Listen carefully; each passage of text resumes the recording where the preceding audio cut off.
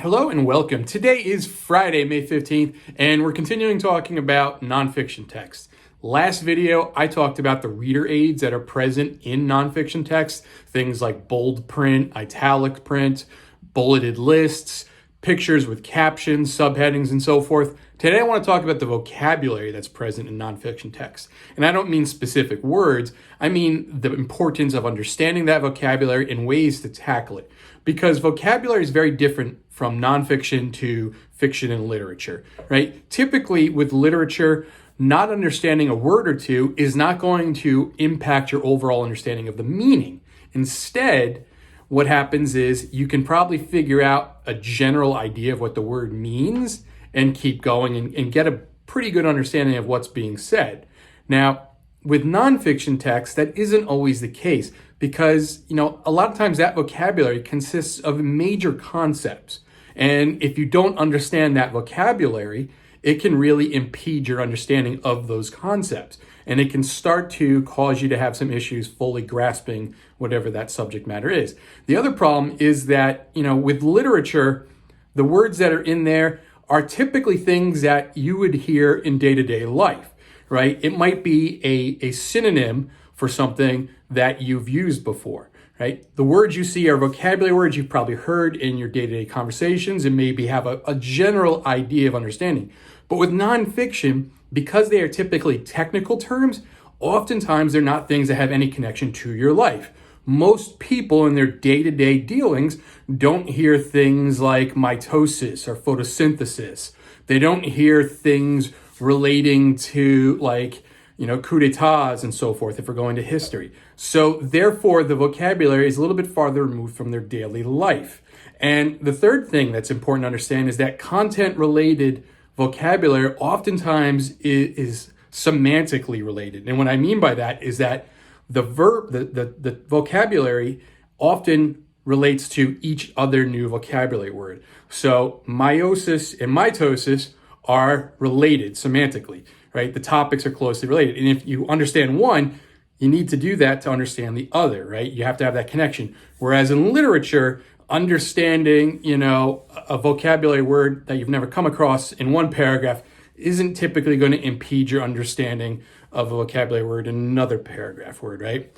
You don't have to understand ennui to understand, enjoyment in another paragraph. So because of that relationship between those terms, it's really important to figure out how to approach vocabulary in a nonfiction book. And, the problem with nonfiction is a lot of people attack it by coming across a word, going from their nonfiction book to something else to look the word up. Whether that is, the old school way of looking through a dictionary or going online, and trying to figure out what the word is. And that's not the best way to do it. A lot of studies show that isolating the vocabulary word from the context with nonfiction really does not help. You really have to think about that vocab in the context of the subject matter. And there's a bunch of different strategies you can use. And I'm just going to name them in this video because the video would be like an hour long if I was to try to explain them all.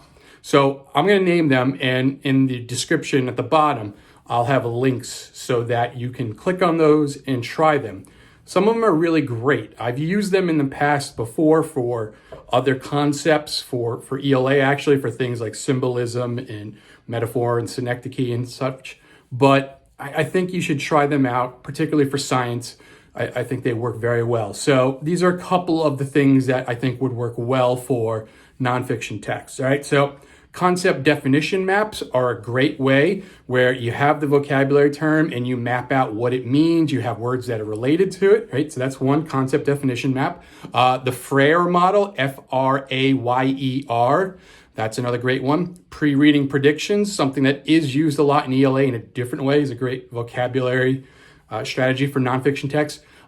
Semantic feature analysis is particularly important and useful when it comes to scientific terms for nonfiction text. The Stevens vocab elaboration chart, I believe, is another strategy that's useful. The student vocab strategy, which is a separate thing, and then word sorts. Now, again, I'll have those listed with links so you can try them out. Many of them have different graphic organizers to use for them. And the key for all of them is that they go beyond just looking at the word in the definition. They force you to think about the term in context. And that's what's going to be beneficial here. Understanding how the word is used and looking at the way in which it relates to other words and how it relates to the subject matter. And that's going to be what helps you understand and remember the term. You can't just look it up and understand the definition and then move on.